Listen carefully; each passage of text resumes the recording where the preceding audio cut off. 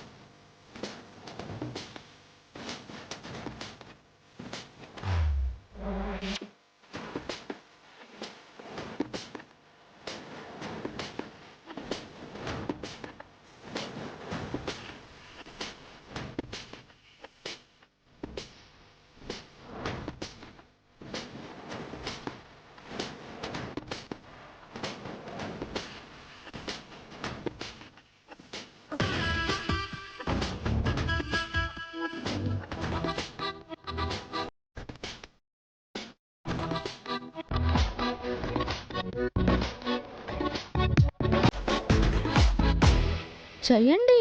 ఆ!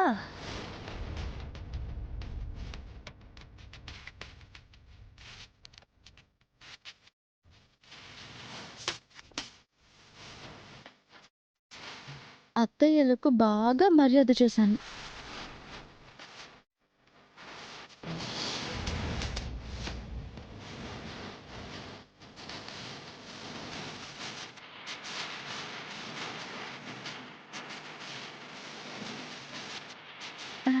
రండత్తయ్య, లోపలికెళ్ళి మాట్లాడుకుందాం. ఆ! పద. నడుములు విరిగిపోయాయి మహా. చేతులు పడిపోయాయి.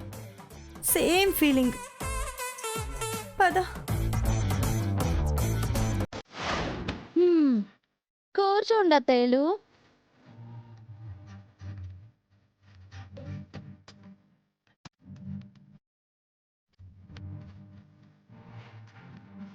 మంచి నీళ్లు తాగండి. కూల్ డ్రింక్ లేదా సీతా? మజ్జిగ ఉంది, ఇవ్వమంటారా? ఆ! వద్దు సీత. హ్మ్.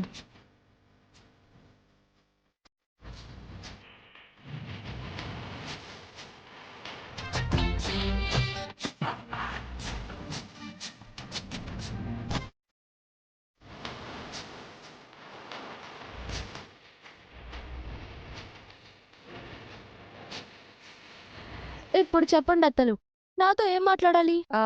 ఏం లేదు సీత. ఎంత కాదనుకున్నా నువ్వు మా కోడలివి. కుటుంబం అన్నాక ఏవో గొడవలు వస్తుంటాయి. అలా అని భార్యాభర్త దూరంగా ఉంటే సమస్య పరిష్కారం కాదు కదా. మీరు ఎవరి గురించి మాట్లాడుతున్నారు అత్తయ్య? ఇది కావాలని అడుగుతుంది మహా. అవసరం మనది కదా, అడగని. ఆ, నీ గురించి రామ్ గురించే సీత. మీ ఇద్దరు ఎక్కువ రోజులు దూరంగా ఉండటం మంచిది కాదు. మమ్మల్ని విడదీసింది మీరే కదా అత్తా. అందుకే ఇప్పుడు మిమ్మల్ని కలపడానికొచ్చాం. అవును సీతా, నువ్వు మాతో పాటు ఇంటికొస్తే ఎలాగైనా నిన్ను రామ్ని ఒకటి చేసే ప్రయత్నం చేస్తాం. మమ్మల్ని విడదీసిన మీరు మళ్ళీ ఎందుకు దగ్గర చెయ్యాలి అనుకుంటున్నారు? ఆ, అదేంటి సీత, ఎంతైనా నువ్వు మా కోడలు అంటున్నాం కదా. అత్త కోడళ్ళు అన్నాక ఆ మాత్రం గిల్లి కజ్జాలుండవా ఏంటి? ఆహా. అన్నీ మర్చిపోయి మహా నీకోసం వచ్చింది సీతా. నువ్వు కూడా అంతా మర్చిపోయి మా కోసం వస్తే బావుంటుంది.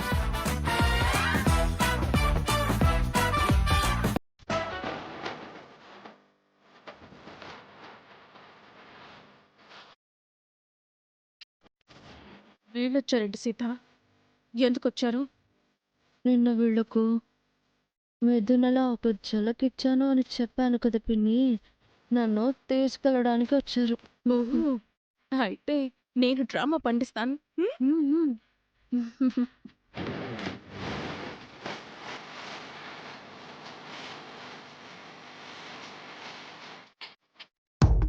ఏంటి మహా ముగ్గురు గుసగుసలాడుకుంటున్నారు? వీళ్ళ వాలకం చూస్తుంటే సీతను మనతో పంపించేలా లేరు. వాళ్ళు పంపము అంటే మనం ఊరుకుంటామే ఏంటి? రెచ్చిపోదాం. అది విషయం పిన్ని. మహాలక్ష్మి అత్తయ్య వాళ్ళు నన్ను ఇంటికి తీసుకువెళ్తాము అంటున్నారు. మరి నువ్వేమనుకుంటున్నావు సీత? నాకు వెళ్ళడం ఇష్టం లేదు. అలా అనకు సీత, నువ్వు మాతో రావాల్సిందే. నేను రాను అంటున్నాను కదా. అదేంటి సీత, సాక్షాత్తు మహాలక్ష్మి వదిన వచ్చి పిలిస్తే వెళ్ళవా? మ్మ్. అంటే నీ దృష్టిలో మహాలక్ష్మి వదిన అంత పనికి మాలిన దానిలా, బుద్ధి లేని దానిలా కనిపిస్తుందా? అవును సీత. అరే, మహాలక్ష్మి గారంటే ఎంత పెద్ద మనిషి. అలాంటి ఆవిడ్ని నువ్వు కనీసం మనిషిలాగా కూడా చూడవా? వదినకి బయట ఎంత పలుకుబడుంది, ఎంత పేరుంది. అలాంటిది కూరలో కరివేపాకులాగా తీసేస్తావా? వీధి కుక్కని తరిమినట్టు తరిమేస్తావా? వీళ్ళు నిన్ను తిడుతున్నారో పొగుడుతున్నారో అస్సలు అర్థం కావట్లేదు మహా. సరే సీత, మహాలక్ష్మి గారు పైకి మంచిగా నటిస్తూ లోపల చెడ్డగా ఉండే మనిషి అనుకో. ఆవుతోలు కప్పుకున్న పులే అనుకో. అరే, అంత మాత్రాన ఆవిడ నీకు అత్తే కాకుండా పోతుందా? మహాలక్ష్మి వదిన పూలైతే చిన్న వదిన తోడేలనుకో. గుంట నక్కనుకో. నిన్ను కిడ్నాప్ చేయించి మర్డర్ చేయించాలనుకునే క్రిమినలే అనుకో. కాని ఎంతైనా అత్త అత్తే కదా. అటు తిరిగి ఇటు తిరిగి నా మీదకొచ్చారేంటి వీళ్ళు? తప్పు సీత. ఇలాంటి పెద్దవాళ్ళు పిలిస్తే వెళ్ళాలి, కాదనకూడదు. మా మాట విని వెళ్ళు సీత. నువ్వు రామ్ కలిసుంటే బావుంటుంది కదా. సరే పిన్ని, మీరు ఇంతగా చెప్తున్నారు కాబట్టి వీళ్ల కోసం కాకపోయినా నా రామ్మమ్మ కోసం వెళ్తాను.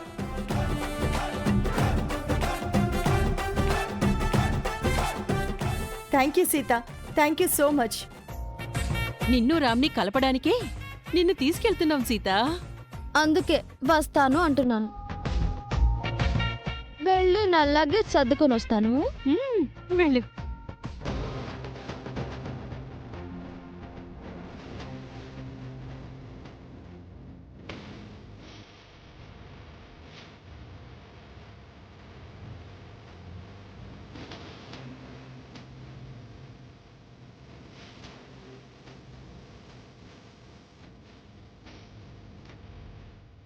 జాగ్రత్త సీత, వీళ్ళసలే గుంట నక్కలు, ప్రాణాలు తీసే తోడేళ్ళు.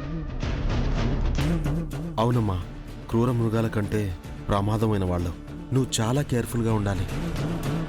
ఏం పర్వాలేదు, ఇది నేను ఆడుతున్న ఆట.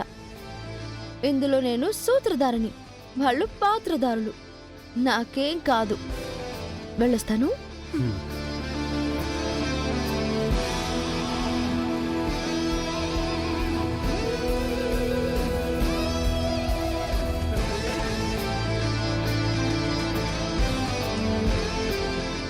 వెళ్దామా సీత?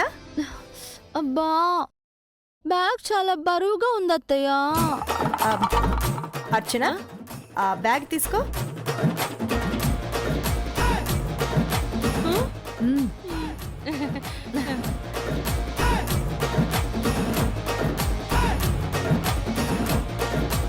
పదండి వెళ్దాం.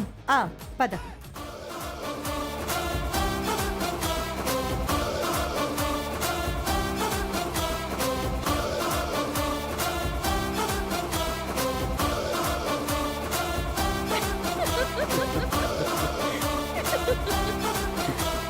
సీత గేమ్ స్టార్ట్ అయింది. ఈ ఆట ఎంత దూరం వెళ్తుందో.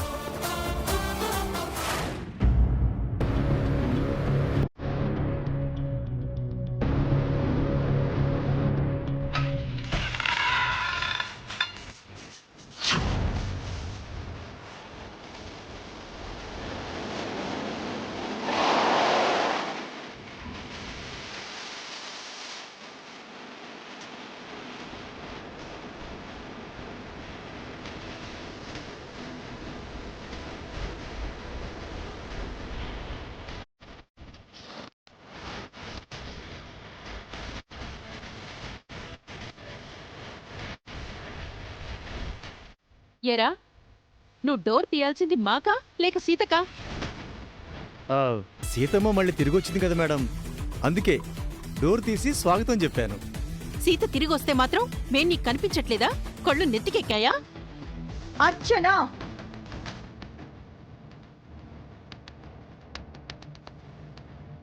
సీతని ఏ పర్పస్ మీద ఈ ఇంటికి తీసుకొచ్చామో తెలుసు కదా. సీత ముందు సాంబ మీద సీరియస్ అవుతావేంటి? కామ్గా ఉండు.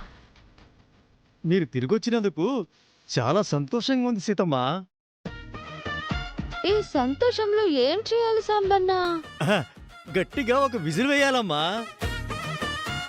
వెయ్యి మరి.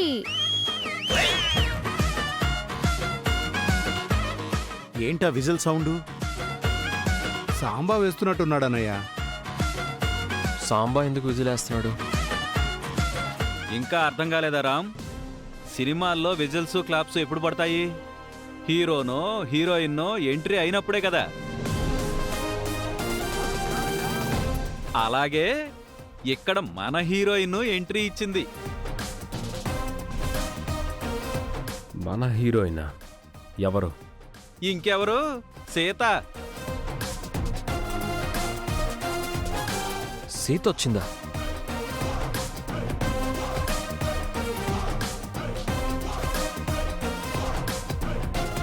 కొందరు నేను మళ్ళీ ఈ ఇంటికి తిరిగి రాను అనుకున్నారు. కానీ ఆ అనుకున్న వాళ్ళే నన్ను బతిమిలాడి నా చేతులు పట్టుకుని ఈ ఇంటికి తీసుకుని వచ్చారు సాంబన్న. That is Sita. ఇప్పుడు వాడికి ఆ విషయం చెప్పడం అంత అవసరమా సీత? ఇంట్లోకి పద. ఓకే అత్తయ్య, నా బ్యాగ్ తీసుకురండి. ఎవరు తీసుకురావాలి? నువ్వే వెళ్ళి తీసుకురా. అక్కడ బట్టలు ఉతికించింది, ఇక్కడ బ్యాగులు మోయిస్తుంది. చీ నవ్వతుకు.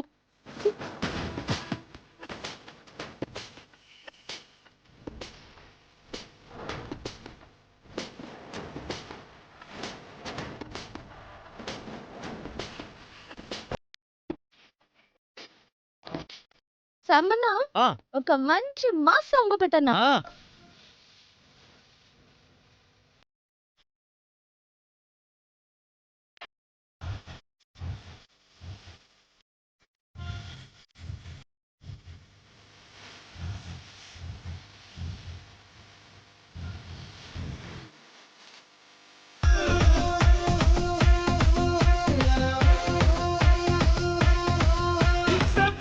అబ్బబ్బబ్బబ్బబ్బబ్బబ్బ. మాస్ హీరోయిన్ ఎంట్రీ అంటే అది. చూసారా సీత ఎలా డాన్స్ చేస్తూ వస్తుందో? ఆహాహాహా.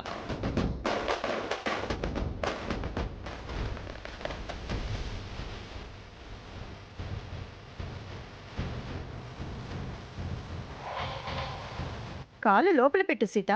ఆగిపోయావే? నేను లోపలికి రాను అత్తయ్య. దీనికి మళ్ళీ ఏం వచ్చింది? ఇది మళ్ళీ ఏం ఫిట్టింగ్ పెట్టబోతోందో? ఇంటి గుమ్మం దాకా వచ్చి ఇప్పుడేంటి సీత? నేను ఇంట్లోకి రావాలి అంటే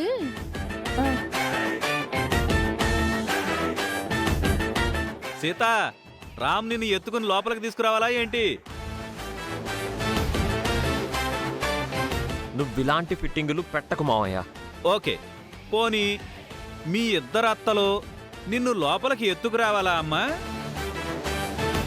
అన్నయ్య, సీత ఏం చంటి పిల్ల కాదు ఎత్తుకొని తీసుకురావడానికి. ఆహా, నీకేం కావాలి సీత? ఆహా, హారతి. ఏంటి హారత? అవును, మంగళ హారతి. మేళతాళాలు, ఏనుగు అంబారి ఏం వద్దా? అబ్బా, అర్చన అత్తయ్య నన్ను వెటకారం చేస్తుంది. నేను వెనక్కి వెళ్ళిపోతాను. ఆగు అర్చన, నువ్వు ఇంట్లోకి వెళ్ళి హారతి తీసుకురా. అన్ని పనులు నాకే చెప్తావేంటి మహా? నోరు మూసుకొని ముందు వెళ్ళు. చెప్పింది చెయ్యి. వెళ్ళవే, మళ్ళీ దాని మూడు ఆ, మారిపోతుంది. సరే వెళ్తున్నా.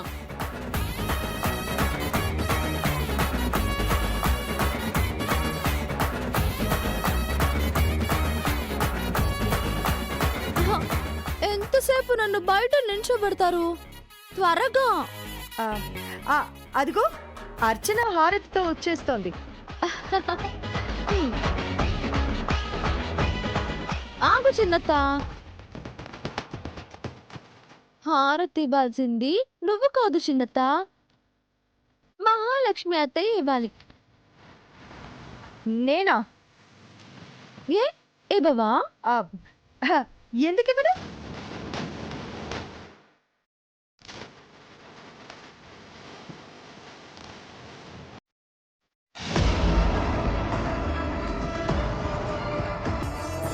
కొడుకు పెళ్లి కోసం మహా ఏదైనా చేసేలా ఉంది.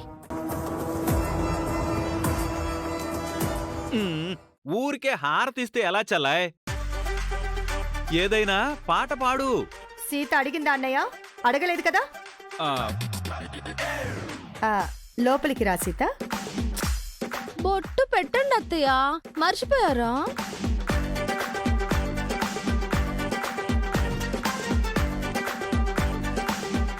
కుడికాలు ముందు పెట్టి లోపలికి రా సీత. ఏ ఎడం కాలైతే నష్టం అత్తయ్య? కుడి కాలు నాదే, ఎడం కాలు నాదే.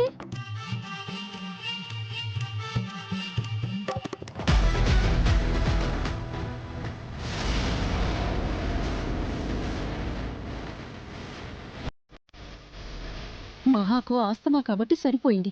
అదే బీపీ గాని ఉండుంటే సీత పెట్టే టెన్షన్కి హాట్ స్ట్రోక్ వచ్చి పోయేది. బ్యాగ్ తీసుకుని రా.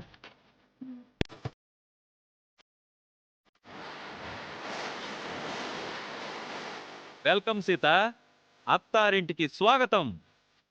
థ్యాంక్ యూ బాబాయ్.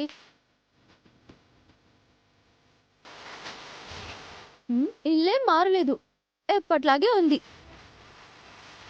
ఇప్పుడు నువ్వు వచ్చావు కదా సీత, ఇక అలా ఉండదులే. నాతో రానని చెప్పావు కదా, మళ్ళీ ఎందుకు వచ్చావు? నువ్వు నిరపరాధివి అని నిరూపించుకున్న తర్వాత ఈ ఇంట్లో అడుగు పెడతాను అన్నావు కదా. చూడండి అత్తయ్య, రామ్మమ్మ నన్ను ఏదో అంటున్నాడు. నువ్వన్న మాటే కదా నేను అంటున్నాను. రామ్, సీతని ఏమి అనొద్దు. రామ్ మాత్రమే కాదు, సీత ఈ ఇంట్లో ఉన్నన్నాళ్ళు ఎవరు ఏమి అనకండి.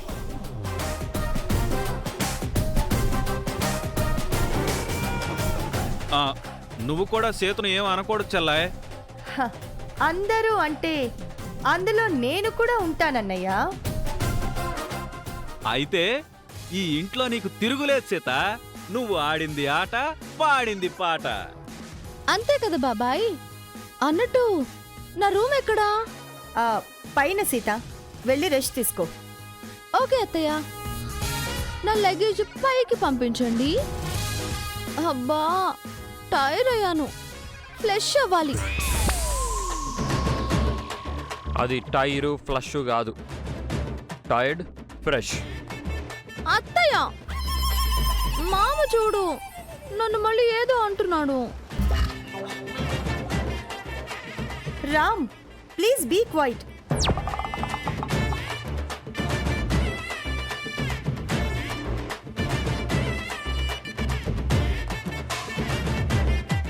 ఎంతో కష్టపడి సీతని ఒప్పించి ఇక్కడికి తీసుకొచ్చాను. అవునవును, అందుకోసం బట్టలు ఉతికి ఆరేయాల్సి వచ్చింది. బట్టలు కారేయడం ఏంటి? తనేదో తమోషగా అంటుంది జన. అలాంటి పనులు మేమెందుకు చేస్తాం? ఆ, చూస్తుంటే బట్టలు ఇస్త్రీ కూడా చేసి వచ్చినట్టున్నారు.